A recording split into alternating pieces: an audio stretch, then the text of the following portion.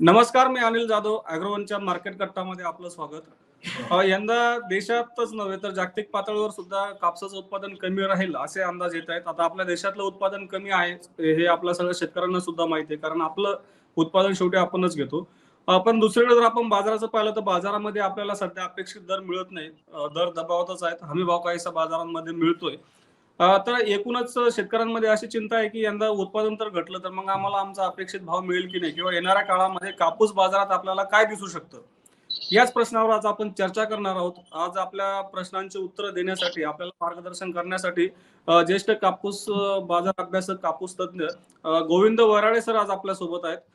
Sir, आपलं स्वागत आहे अॅग्रोन मध्ये. नमस्कार. नमस्कार. सर, साहजिकच सगळ्यांना शेतकऱ्यांना हाच प्रश्न आहे की नेमकं यंदा देशातील कापूस उत्पादनाची स्थिती काय आहे, किंवा मग आपल्याला येणाऱ्या काळामध्ये कापूस बाजार कसा दिसू शकतो. एकंदरीत जर आपण उत्पादनाची परिस्थिती जर पाहिली तर देशामध्ये कापसाचा पेरा जो 130 लाख हेक्टर होता मागच्या वर्षी, तो पेरामध्ये कमी होऊन ती साधारणतः 125 लाख हेक्टर झालेला आहे.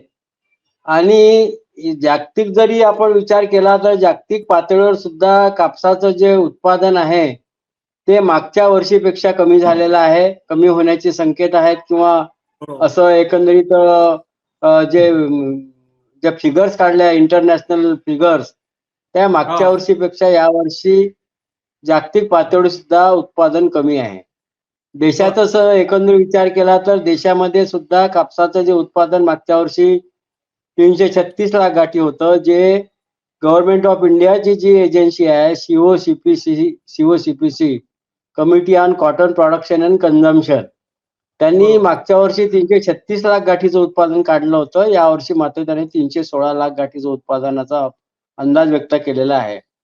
वास्तविक पाहता हा उत्पादनाचा अंदाज व्यक्त करताना अनेक संस्था ज्या आहेत त्यांच्यामध्ये तफावत निश्चितच राहते. जर आपण पाहिलं, कॉटन असोसिएशन ऑफ इंडिया जी भारताच्या स्तरावर पूर्ण राज्यामध्ये ज्यांचे प्रतिनिधी आहेत त्यांनी जे उत्पादन काढलं ते 295 लाख गाठीचं उत्पादन अपेक्षित काढलेलं आहे. आणि USDA सुद्धा साधारणतः 305 ते 310 लाख गाठीचं उत्पादन अपेक्षित काढलेलं आहे. या तिन्ही उत्पादनाच्या अंदाजामध्ये तफावत आहे. परंतु आपल्याला कसं आहे की गव्हर्नमेंट ऑफ इंडियाचं नेहमी हे उत्पादन आपण जे करते तेच आपल्याला ग्राह्य धरल्या जाते. त्याच्यामुळे गव्हर्नमेंट ऑफ इंडियाची जी संस्था आहे सीओसीपीसी, त्यांनी जे कापसाचं उत्पादन काढलेलं आहे 316 लाख गाठीचं काढलेलं आहे. परंतु एकंदरीत याचा जर सर्वांचा जर आपण विचार केला, cotton association of India, USDA आणि सीओसीपीसी या तिघांचा जरी ॲव्हरेज काढला तर साधारणतः मला असं वाटते 305 ते 310 लाख गाठीचं उत्पादन कमी होईल. म्हणजे निश्चितच कापसाचं उत्पादन या वर्षी मागच्या वर्षीपेक्षा निश्चितच कमी होण्याचे संकेत दिसत आहेत. अगदी बरोबर. सर, आपण आता देशातलं बघितलं, आपण आता जर USDA किंवा मग इतर काही संस्थांचे आंतरराष्ट्रीय बाजारातले म्हणजे जागतिक पातळीवर उत्पादनाचे अंदाज बघितले तर ते सुद्धा घटीचेच आहेत. तर त्याबद्दल आपण काय सांगाल. नाही, एकंदरीत जर आपण जागतिक पातळीवर जर पाहिलं तर निश्चितच कापसाचा अंदाज जो आहे तो कमी दाखवलेला आहे. याच्यामध्ये ब्राझील आणि पाकिस्तान या 2 देशांमध्येच फक्त कापसाचं उत्पादन वाढण्याचे संकेत दिलेले आहेत. बाकी जे कापूस उत्पादक देश आहेत, जसं ज्याच्यामध्ये भारत आहे, चायना आहे, ऑस्ट्रेलिया आहे आणि बाकी जे USA आहे, अमेरिका आहे, या चारही देशाचं उत्पादन मागच्या वर्षीपेक्षा कमी होण्याचं हे एकंदरीत जागतिक पातळीवर उत्पादन कमी होण्याच्या ह्या देशामध्ये कमी होण्याचा एक अंदाज काढलेला आहे. त्याच्यामुळे निश्चितच जागतिक उत्पादन जे आहे ते मागच्या वर्षीपेक्षा यावर्षी कमी आहे. अगदी. आणि सर, आता ठीक आहे, जागतिक पातळीवर सुद्धा उत्पादन घटीचे अंदाज आहेत, आपल्या देशात सुद्धा उत्पादन घटीचे अंदाज आहेत. पण असं असताना सुद्धा हंगामाच्या सुरुवातीलाच म्हणजे सध्या आपण बघतो की बाजारांमध्ये कापसाचे भाव हे एक हमी भावाच्या दरम्यान आहे, म्हणजे 7,000च्या दरम्यान सरासरी म्हणता येईल. तसा बाजारभाव काही ठिकाणी उच्चांकी भाव आपल्याला 7,300-400 सुद्धा दिसतोय. तर नेमकी ही परिस्थिती काय दिसते. एकीकडे आपण उत्पादन घटीचे अंदाज येत आहेत आणि दुसरीकडे मात्र आपल्याला दर दबावातच दिसत आहेत. नाही ते काय की ह्या कापसापासून जो कापड तयार होतो, हा हा. सूत तयार होते, कापड तयार होते, तर ह्या कापडाकरता ते नुसतं कापूस किंवा कॉटनच्या भरोश्यावरच पूर्ण काही कापडाचं उत्पादन होत नाही. त्याकरता एक सिंथेटिक फायबर म्हणजे सिंथेटिक फायबर सुद्धा त्यामध्ये मोठ्या प्रमाणात उपयोग केला जातो. आणि हम्म. सिंथेटिक फायबर म्हणजे आर्टिफिशियल फायबरचं उत्पादन मोठ्या प्रमाणात आहे. आणि आर्टिफिशियल फायबरचं जे सिंथेटिक फायबरचं जे उपयोग आहे तो मोठ्या प्रमाणात होत आहे.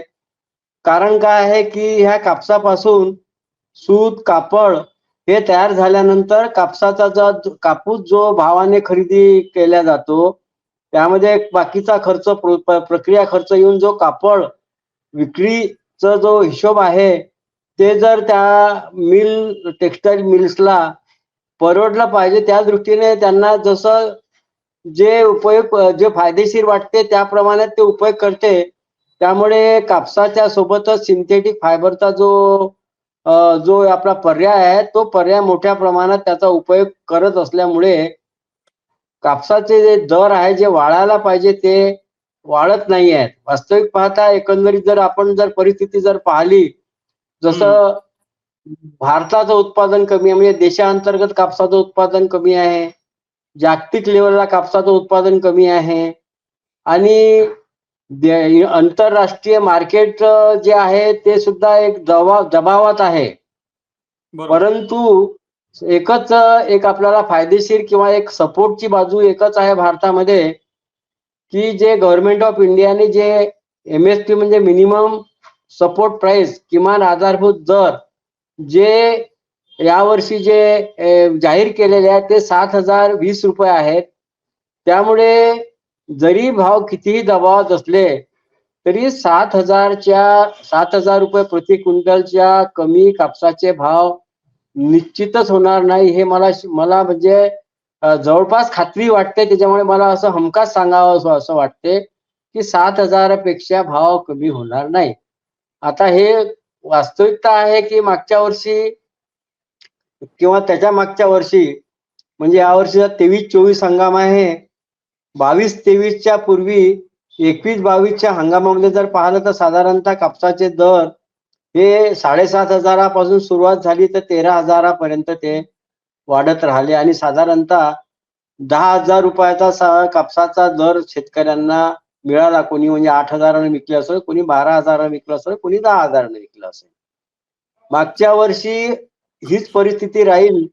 त्यामुळे बहुतांश शेतकऱ्यांनी आपला कापसाचा जो साठा आहे तो शेवटपर्यंत अविक्रीत ठेवला मोठ्या प्रमाणात.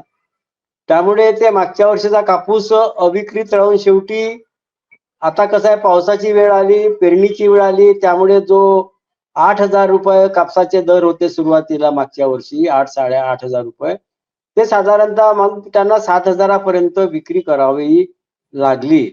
त्याच्यामुळे निश्चितच मागच्या वर्षी शेतकऱ्यांचं फार मोठं नुकसान झालेलं आपल्याला पाहावंसं वाटते. म्हणजे पाहिलेलं आहे. त्यामुळे यावर्षी सुद्धा आता कसं आहे की शेतकऱ्यांना असं वाटण्याची शक्यता आहे की कापसाचे भाव वाढतीलच, त्याच्यामुळे आपण या इतक्या कमी भावात कापूस विकू नाही. तर त्या दृष्टीने सुद्धा हा विचार करण्याची वेळ शेतकऱ्यांसमोर आलेली आहे की आता आपण काय निर्णय घ्यायचा कापसाच्या विक्रीबाबत. सर, दुसरीकडे आता आपण बघितलं की आपल्या इकडे काही जिनिंग सुद्धा सुरू होत आहेत. पाडव्याच्या मुहूर्तावर, दिवाळी पाडव्याच्या मुहूर्तावर काही बाजार समित्यांमध्ये व्यवहार सुद्धा सुरू झालेत. तर काय म्हणजे आता आपण असं म्हणायला हरकत नाही की आपला हंगाम आता जोमात सुरू झाला अरायवल आणि किंवा खरेदी विक्रीचा. नाही, कापसाची जी वेचणी आहे, वेचणी साधारणतः नोव्हेंबरच्या सेकंड वीक पासून सुरू होते आणि कापसाची वेचणी सुरू झालेली आहे आणि नोव्हेंबरच्या शेवटच्या आठवड्यामध्ये मोठ्या प्रमाणात शेतकऱ्यांकडे कापूस विक्रीला घरी येतो आणि डिसेंबर पासून तर सर्रास कापूस हा शेतकऱ्याकडे पूर्ण जवळपास वेचलेला असतो. त्यामुळे कापसाची वेचणी झाल्यानंतर शेतकऱ्यापुढे विक्रीचा पर्याय हा असतो. आणि कापसाची विक्रीला सुरुवात झाल्यानंतर जिनिंग प्रेसिंग फॅक्टरी ज्या आहेत आपल्या सुरू होतात. कारण काय की जिनिंग प्रेसिंग फॅक्टरी सुरू करण्यापूर्वी त्या मालकांना असं वाटते की आपलं जिनिंग प्रेसिंग सुरू झाल्यानंतर जो काही खर्च त्यांना लागत असतो, म्हणजे जो रिकरिंग कॉस्ट असते मजुराचा आहे किंवा विजेचा आहे, तर त्या दृष्टीने ते कापसाची आवक साधारण चांगल्या प्रमाणात झाल्याशिवाय कापसाची करता ते जिनिंग प्रेसिंग चालू करत नाहीत. मला असं वाटतंय जवळपास ह्या नोव्हेंबरच्या शेवटच्या आठवड्यामध्ये बहुतांश जिनिंग प्रेसिंग फॅक्टरी आणि बहुतांश खरीददार मार्केटमध्ये चालू करतील आणि डिसेंबरच्या फर्स्ट वीक मध्ये मात्र जवळपास 100% कापसाची विक्री हे जिनिंग प्रेसिंग फॅक्टरीद्वारे सुरू होईल, मला असं वाटते त्यामध्ये. अगदी बरोबर. आणि सर आता जर आपण एक तुम्ही सांगितलंच की नेमकं शेतकऱ्यांनी यंदा म्हणजे शेतकरी कुठल्या मूडमध्ये दिसत आहेत. आता आपण सगळी चर्चा बघितली की आता आपल्या कापसाची म्हणजे यंदा उत्पादन पहिली गोष्ट कमी आहे, दुसरी गोष्ट म्हणजे आपल्याकडं जागतिक बाजारात सुद्धा तीच परिस्थिती आहे. तर नेमकं आपल्याला चर्चेचा उद्देश हाच आहे की शेतकऱ्यांना एक आपल्या कापूस विक्रीसाठी एक काहीसा विक्रीचा निर्णय घेताना एक मदत व्हावी की नेमकं बाजारामधली परिस्थिती काय त्यांना त्याची माहिती मिळावी. तर शेवटचा महत्वाचा प्रश्न हाच आहे की येणाऱ्या काळामध्ये आता आपण नोव्हेंबरच्या मध्यात आहोत, येणाऱ्या काळामध्ये आपल्याला कापूस बाजाराची दिशा कशी एक दिसायला मिळेल? कसं आहे की आता आपल्या प्रत्येक म्हणजे शेतकऱ्यांच्या कडे मागचे 2 वर्षाचा अनुभव आहे. एक वर्ष 2021-22चा असा अनुभव आहे की कापसाचे भाव फार मोठ्या प्रमाणात वाढलेत. 22-23चा असा अनुभव आहे की 22-23 मध्ये कापसाचे भाव अपेक्षित वाढलेले नाही आहेत. त्या दोन्ही वर्षाचा अनुभव शेतकऱ्यांच्या पाठीशी आहे किंवा शेतकऱ्यांकडे आहे. त्यामुळे मला तर असं वाटते की शेतकऱ्यांनी तर आपला स्वतःचा विचार करावा की आपण कापूस केव्हा विकावा. कारण काय आहे की यावर्षी तसं जर एकंदरीत जर पाहिलं, आंतरराष्ट्रीय परिस्थितीचं उत्पादन, देशातील परिस्थितीचं उत्पादन, यावर्षी कापसाच्या निर्यात सुद्धा मागच्या वर्षीपेक्षा जास्त प्रमाणात होईल अशी अपेक्षा आहे. या सर्व गोष्टी ज्या आहेत त्या शेतकऱ्याच्या म्हणजे पॉझिटिव्ह साठी आहेत, भाव वाढण्यासाठी आहेत. परंतु दुसरी जी बाजू आहे की त्या कापसाला पर्याय जो आहे जो आर्टिफिशियल फायबरचा, तर तो फायबर स्वस्त असल्यामुळे कापसापेक्षा त्यांना तो परवडत असल्यामुळे त्याचा वापर वाढल्यामुळे तर कापसाचे भाव वाढू देणार किंवा नाही देणार हा एक महत्वाचा प्रश्न शेतकऱ्यासमोर आहे. त्याचप्रमाणे एक चांगली गोष्ट आहे की गव्हर्नमेंटनी जे इम्पोर्ट ड्युटी आहे की इम्पोर्ट ड्युटी साधारणतः 11% जी आहे ती कमी केलेली नाही आहे. त्याच्यामुळे इम्पोर्टचं सुद्धा पर्याय फार मोठ्या प्रमाणात जिने आपल्या मिल्सवाल्याकडे कमी आहे. त्याच्यामुळे देशांतर्गतच उत्पादन होईल, त्या उत्पादनातच ते वापर होईल. त्याच्यामुळे कापसाचे भाव कमी होण्याची चिन्हे नाही आहेत. परंतु असे 9,000 किंवा 10,000 रुपये भाव होतील हे सुद्धा चिन्ह मला असं वाटत नाही.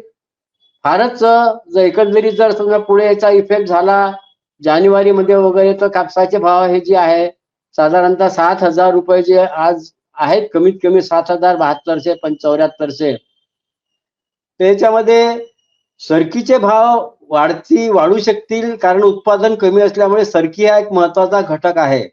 आणि सरकीचे भाव वाढल्यामुळे साधारणतः 500 ते 600 रुपये अजून कापसाचे भाव वाढण्याची शक्यता नाकारता येत नाही सरकीमुळे. परंतु रुईचे दर जे आहे ते फार असं वाढतील असं वाटत नाही. म्हणजे कापसाचे भाव हे साधारणतः 8,000 रुपयाची पातळी गाठू शकेल. त्याकरता काही वाट पण पाहावं लागेल आणि शेतकऱ्यांना एक त्या स्वतःचा निर्णय पण घ्यावा लागेल की आपल्याला त्यामध्ये आपण काय करावं. कारण काय आपण तुम्ही किंवा मी शेतकऱ्यांना सांगणं की कापूस तुम्ही ठेवा, विकू नका, तर उद्या हे एवढंच सांगू शकतो की 7,000पेक्षा भाव कमी होणार नाही. त्याच्यामुळे शेतकऱ्यांनी 7,000 रुपये प्रति क्विंटल पेक्षा कमी भावाने कापूस विकू नये. 7,000च्या वरच भाव हे राहतील हे मात्र आपण सांगू शकतो. परंतु किती भाव जातील हे 8,000पर्यंत मला असं वाटतं की साधारणतः जानेवारी फेब्रुवारी मध्ये हा 8,000 भाव होऊ शकेल. परंतु हे पण कसं आहे की डिपेंड्स आहे सर्व गोष्टीवर. कारण यावर्षी कसं आहे, पुन्हा तेलाचे भाव सुद्धा नियंत्रणातच राहतील. तेलाचे भाव नियंत्रणात राहिल्यामुळे फक्त ढेपीमध्येच जो फायदा होईल सरकी भाव वाढण्यासाठी, त्याचाच एक आपल्याकडे पर्याय आहे. त्याचा तो 400-500 रुपये प्रति क्विंटल सरकीमुळे कापसाचे भाव वाढू शकतील, जो आज 7,7172 आहे. म्हणजे 7500 ते 8,000 पर्यंतही कापसाचे भाव वाढतील असं म्हणणं वावगं होणार नाही. बरोबर. आणि सर, आता आपण जर आंतरराष्ट्रीय बाजारातलं एक चित्र बघितलं की यंदा चीन आणि अमेरिका विशेषतः, तर चीनचा मुख्य पुरवठादार हा अमेरिका असतो. परंतु यंदा अमेरिकेचं उत्पादन घटलेलं आहे, चीन मधलं सुद्धा उत्पादन घटलंय. त्यामुळं आता असे एक अहवाल येत आहेत की चीनची मागणी यंदा म्हणजे वापर तर तसंच राहणार आहे मागच्या वर्षी एवढा. तर मग चीन अमेरिकेकडून जास्तीत जास्त कापूस घेईल. त्यामुळे साहजिकच आंतरराष्ट्रीय बाजारात सुद्धा टाईट पोझिशन एक तयार होऊ शकते. आणि आपण जर उद्या आयातीत उतरलो तर साहजिकच आंतरराष्ट्रीय बाजारात सुद्धा दर वाढतील. मग याचा सपोर्ट सुद्धा आपल्याला स्थानिक बाजारामध्ये मिळू शकतो, असं एक गणित मानलं जातंय. तर आपण याच्याकडे कसं बघता की खरंच अशी ही परिस्थिती आपण यापूर्वी सुद्धा अनुभवलेली आहे की जेव्हा आपण आयात करतो तेव्हा आंतरराष्ट्रीय बाजारात भाव वाढतात आणि आपल्याकडे वाढलेले असतात. तर ही परिस्थिती आपल्याला नाही, यंदा दिसू याच्यामध्ये शकते. कसं आहे, जर एकंदरीत जागतिक पातळीवर जर पाहिलं तर मेन जे निर्यातदार देश आहेत, हा. एक तर पहिला आहे अमेरिका, दुसरा आहे ब्राझील. हम्म.